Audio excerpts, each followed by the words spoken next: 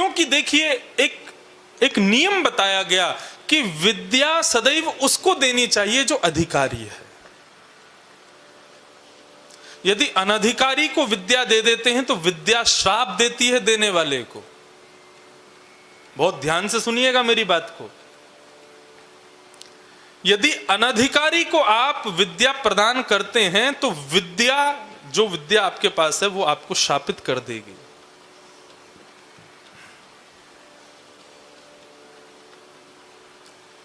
कविराज कालिदास, उनका अंत एक अयोग्य को विद्या देने से हो गया था। बहुत विद्वान थे कालिदास, उनकी विद्या की पराकाष्ठा अतिश्रेष्ठ, लेकिन काली के बड़े भक्त थे। तो एक बार उन्होंने, जैसे लोग भगवान श्री कृष्ण के अंग प्रत्यंगों का अपने अपने पदों में अपने ग्रंथ में करते हैं, ऐसे कालिदास ने काली के अंग का वर्णन किया। कालिदास से एक अपराध हो गया। अब इसको अपराध नहीं कहेंगे, क्योंकि बड़े जन जो कुछ भी करते हैं वो हमको शिक्षा देने के लिए करते हैं, भले उससे उनका अनिहित हो जाए।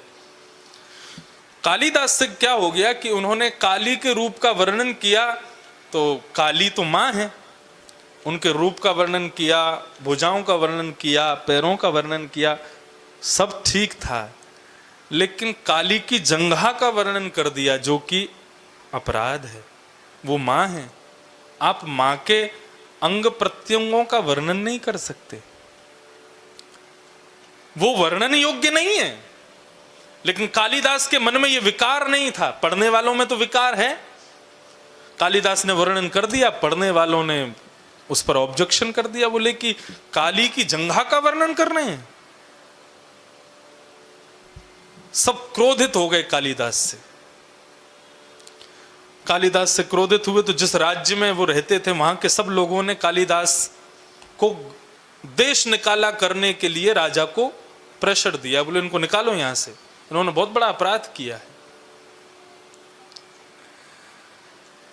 राजा कालिदास के शिष्य थे, लेकिन फिर भी एक राज्य पदवी पर होने के कारण प्रजा की सुनना उनका अधिकार था। उन्होंने कालिदास को निकाल दिया। कालिदास दूर नगर में कहीं रहने लगे। बहुत समय बीत जाने के बाद में एक दिन राजा का मन बड़ा व्यथित हो गया, व्याकुल हो गया। मन में सोचने लगा, मेरे गुरुदेव ने इतने अच्छे अच्छे काम किए, हमने केवल एक अपराध के पीछे सब छोड़ दिया। उन्होंने एक अपराध किया और हमने उनकी सारी कृपाओं को भूल गए। बहुत बड़ी गलती हो गई, उनको देश से निकाल के मैंने बहुत बड़ा अपराध कर दिया, मेरे गुरुदेव को वापस लाओ। खोजने लगे तो कालिदास मिले नहीं। तब राजा विद्वान था, कालिदास का शिष्य था, तो राजा ने एक श्लोक लिखा और वो श्लोक आधा लिखा और कहा कि भाई जो इसको पूर्ण कर देगा मैं उसको 100 सोने की मोहर दूंगा। क्योंकि राजा जानता था सिवाय कालिदास के इसको पूरा कोई नहीं कर सकता। श्लोक क्या था? कमलेत कमलोत्पत्ति श्रूयते न तु दृश्यते। आधा श्लोक, कमल से कमल उत्पन्न होता है ये केवल सुना गया है, देखा कभी नहीं गया।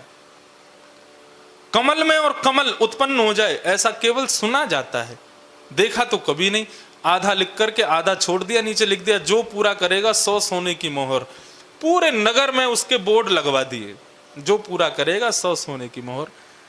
राजा ने अपने नगर के अलावा और नगरों में भी उसके प्रचार कर दिए, जो पूरा करेगा उसको 100 सोने की मोहर।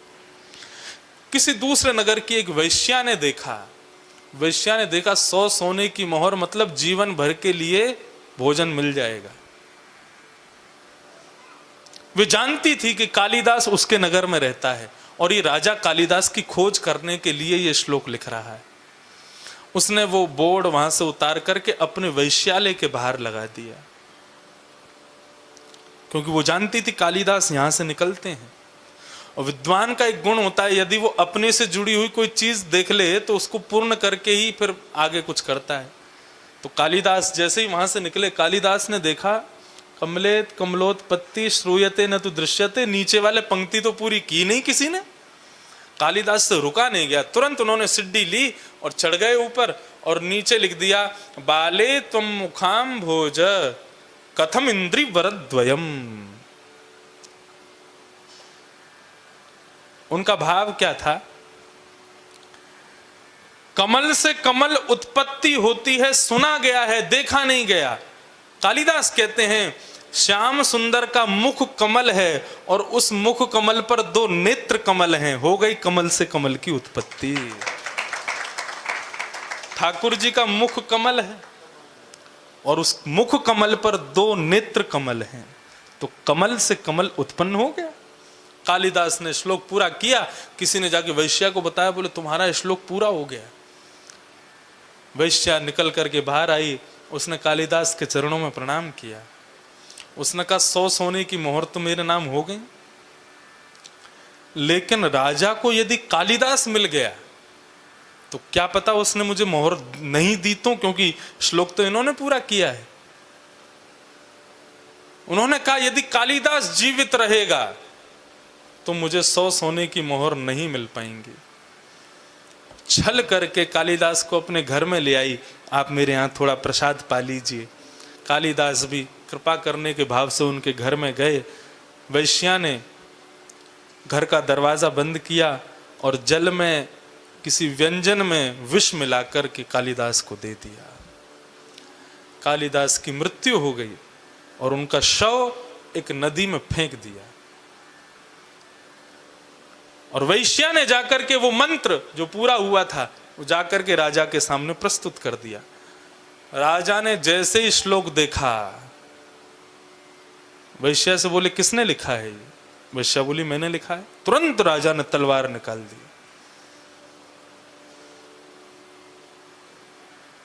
बोले तुम एक नगर की वैश्या और तुम्हारे मन में इतना पवित्र भाव हो ही नहीं सकता, सच बताओ किसने लिखा है। बंदियों ने सैनिकों ने बंदी बना लिया, हाथ पैर बांध लिए उसके, बोले सत्य बता किसने लिखा है। तो बहुत कहने के बाद वो वैश्या कहती है कालिदास ने लिखा। राजा ने तलवार दूर फेंक दी, चरण पकड़ ली, बोले मेरे गुरुदेव कहां हैं? तू सो नहीं, तेरे को 500 मोहर दूंगा, लेकिन मेरे गुरुदेव का परिचय दे, वो कहां हैं? वैश्या घबराने लगी, कैसे बताऊं? तो वैश्या ने बताया, मुझे लगा कि कालिदास यदि आपको मिल गए तो आप 100 सोने की मोहर नहीं दोगे, इसलिए मैंने कालिदास को विष दे दिया। उसी समय राजा ने उस वैश्या का सर धड़ से अलग कर दिया।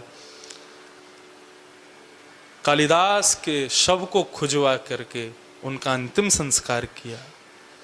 अंतिम संस्कार करके राजा का मन बड़ा व्याकुल, वे अपने गुरुदेव के पास, दूसरे गुरुदेव एक संत थे उनके पास गए और जाकर के कहा महाराज इतना बड़ा ज्ञानी, इतना बड़ा ज्ञानी कालिदास और ऐसी ऐसी ऐसी मृत्यु। कहां तो भगवान वेदों में कहते हैं रते ज्ञानान्न मुक्ति, ज्ञान के बिना मुक्ति नहीं मिलती, और इतना बड़ा ज्ञानी कालिदास जिसने संपूर्ण जीवन अपना ज्ञान युक्त होकर के भगवान की सेवा में व्यतीत कर दिया, आज उसकी इतनी दर्दनाक मृत्यु क्यों? तब उस संत ने जो बात कही वो सुनने योग्य है। उन्होंने कहा कि देखो कालिदास था ज्ञानवान, बहुत विद्वान, लेकिन कालिदास ने एक सुंदर विद्या को एक कुपात्र वैश्या को दे दिया। जो ज्ञान वहां लिखा उन्होंने, उसकी योग्य नहीं थी वो वैश्या।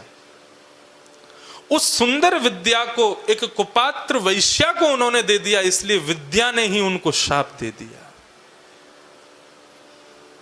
इसलिए राजन, कहीं हमारी विद्या किसी कुपात्र के पास ना चली जाए, इसलिए हमारी विद्या के सबसे बड़े पात्र केवल राधा रमन लाल हैं, केवल बिहारी जी हैं। अपनी समस्त विद्या का दान केवल उन्हीं को करो। आपने किसी और को रिझाने के लिए उसको प्रस्तुत कर दिया और कहीं वो उसके योग्य नहीं हुआ तो आपकी विद्या कहीं आपको श्राप ना दे दे। इसलिए सावधान।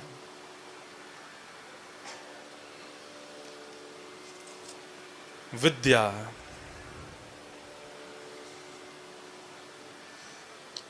माता शत्रु पिता बैरी ये न बालो न पाठिता। वो माँ शत्रु मानी जाती है, पिता बैरी माना जाता है बालक का, जो बालकों को सुंदर विद्या नहीं दिलाते।